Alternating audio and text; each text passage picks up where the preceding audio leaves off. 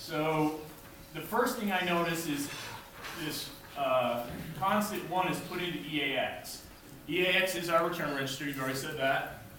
So I wanted to know what else is done with EAX. I mean, is it used as a temporary register before it's used as a return register at the very end of the function? That's a good thing to look for.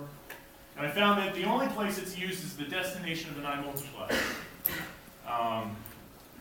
Which, because it's a 2-argument form, it's also a source. So we're basically multiplying ESI.EAX and putting the result into EAX. So EAX is working as an accumulator here.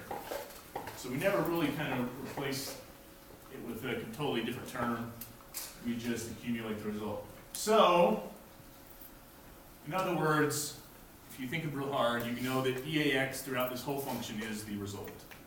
So we can fill in that the result is initially set to 1. The next two, sorry, I'm skipping the push L, move L on the stack stuff. I hope you guys know that's the preamble. Next, we move Y into ECX. We save off ESI because we're going to write over it. And we move X into ESI. Test is essentially an and jump less than or equal after test is going to jump if it's 0 or if it's negative. So we can kind of write that in C-style syntax by saying jump if y is less than or equal to 0. So what's going on here? It's turning it into 0. Okay, we're setting EDX to 0. What is EDX do you think? It's I. Because we set it to 0. So we can kind of fill in that it's I is set to 0. We see that it's incremented, which corresponds to I++. And then we see, we've already talked about this, but basically result is acting as a multiplicative accumulator.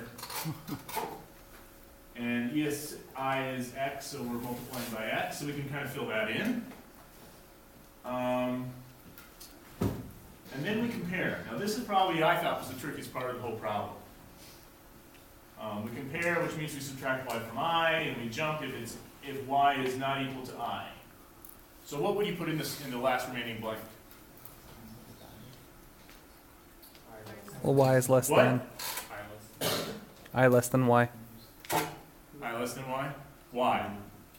Because you're incrementing I. Once it gets up to I, the jump is making it so it continues with the loop? Yeah, but I mean the jump is just saying jump if not equal, so why don't I just stick not equal in? Because you're doing a comparison of less than before you even start the loop. Right. So that's kind of the crucial thing. It's both of these comparisons are represented by this blank. So whatever you put in that blank has to kind of generate both of those That's good comparisons. to know. I made this mistake when I first did the problem. So we know that y has to be less than and equal to, it has to be greater than 0, it has to be less than y. So we put I less than y.